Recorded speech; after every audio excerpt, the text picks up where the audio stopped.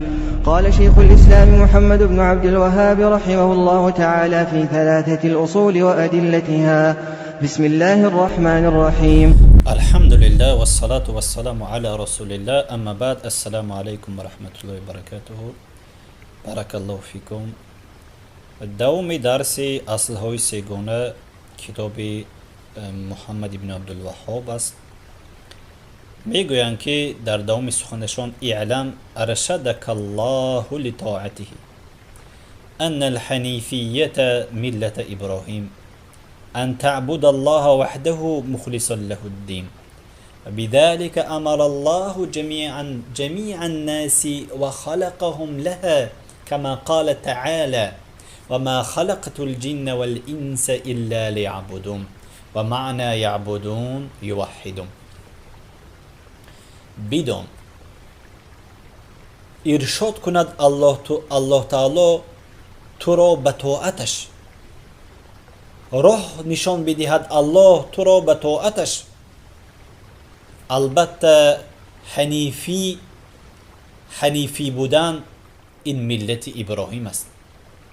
البته اینکه عبادت کنی الله را یگانه دانی خالصانه از برای او، و برای همین سبب امر کرد الله تمام مردمان را و خلق کرد آنها را برای او، برای عبادتش. چگونه که الله میگوید که خلق نکردیم ما جن را و انس را مگر اینکه عبادت کند، یعنی معنای لیعبدون یوحدون است، تا که تنها پرستش کند الله را، به او شریک قرار ندهد، به او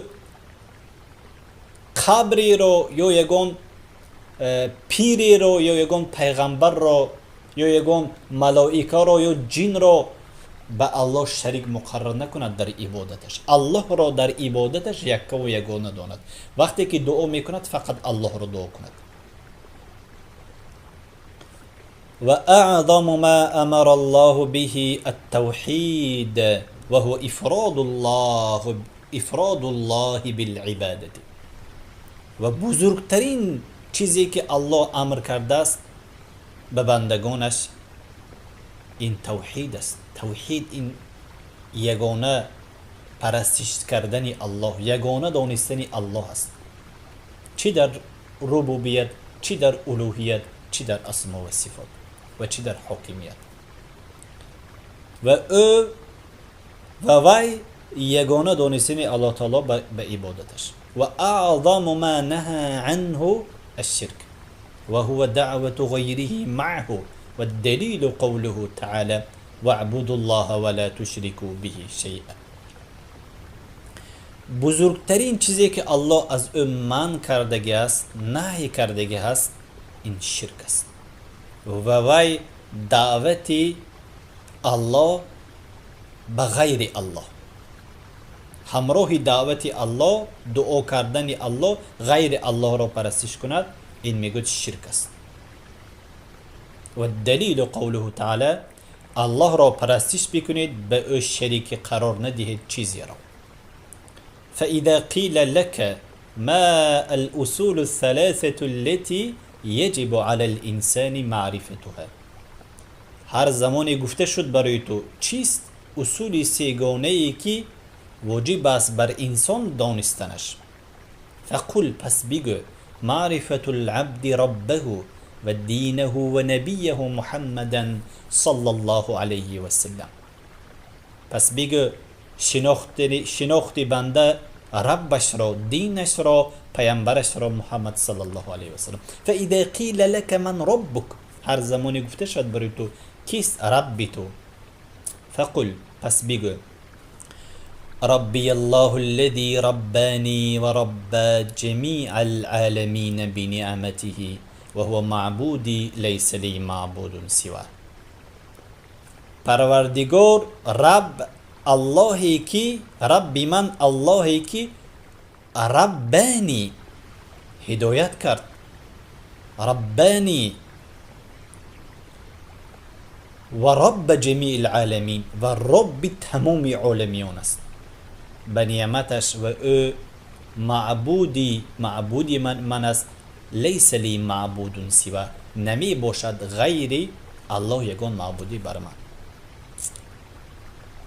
و دلیل قوله تعالی الحمد لله رب العالمین، دلیل بر این سخن الله سبحانه و تعالی حمد از برای الله که پروردگار عالمیان است.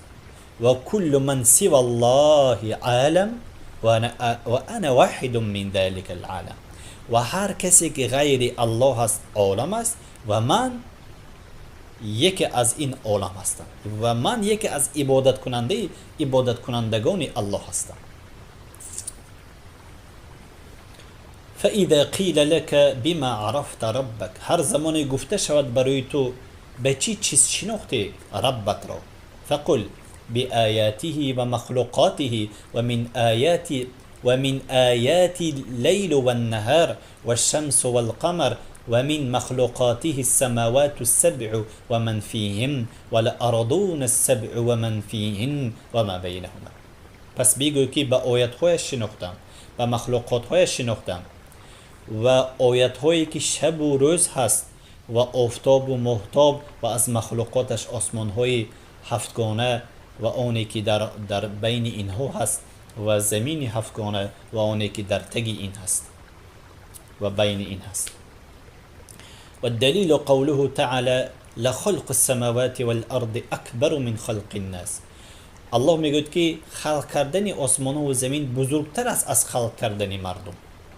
و قوله تعالی و من آیاته الليل والنهار والشمس والقمر لا تسجدوا للشمس ولا للقمر واسجدوا لله الذي خلقهن إن كنتم إياه تعبدون. و از آیت های الله شب و روز هست و ماهتاب و آفتاب، سجده نکنید برای آفتاب و نه برای ماهتاب، سجده بکنید به اللهی که همین چیزها را خلق کرده است اگر باشید بر او را عبادت کننده. وقوله تعالى إن ربكم الله الذي خلق السماوات والأرض في 6 أيام ثم استوى على العرش يغشي الليل النهار يطلبه حثيثا والشمس والقمر والنجوم مسخرات بأمره ألا له الخلق والأمر تبارك الله رب العالمين. البته رب شمان اللهی که خلق کرد آسمان ها و زمین ها را در 6 روز، پس استوا کرد بالا شد بر عرش الله سبحانه و تعالی. البته ماهتاب و آفتاب و ستاره ها در مسخراتی با این مسخرات به امره، این مسخر کرده است به امرش. آگاه باشید از برای او خلق کردن و امر کردن بسیار با برکت است اللهی که رب عالمیان است و رب هو المعبود، رب و معبود است. والدليل قوله تعالى يا أيها الناس اعبدوا ربكم الذي خلقكم والذين من قبلكم لعلكم تتقون. ای مردم عبادت کنید پروردگاری که خلق کرد شمایان را و کسانی که پیش از شما بودند شاید که شما بترسید از الله. الذي جعل لكم الأرض فراشا والسماء بناء وأنزل من السماء ماء فأخرج به من الثمرات رزقا لكم فلا تجعلوا لله أندادا وأنتم تعلمون. الله آنی که گردانید برای شمایان زمین را پهن و آسمان را سقف و نازل کرد از آسمان آب، پس برآورد به همین سبب به سبب آب میوه ها رزق برای شمایان، پس نگردانید از برای الله تعالی نید را شریک را و شما میدانید.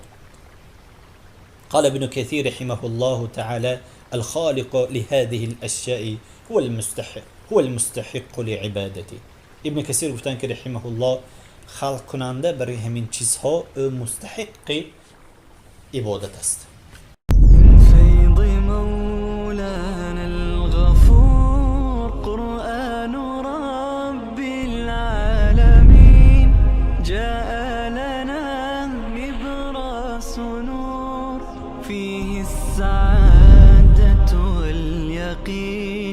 أسمى المعاني في السطور نسمو بها دنيا ودين نلقى الشفاعة في النشور بدلائل النور المبين في حفظه تحلو الأمور ما خاب من يرجو الموت الشفاعة في النشور بدلائل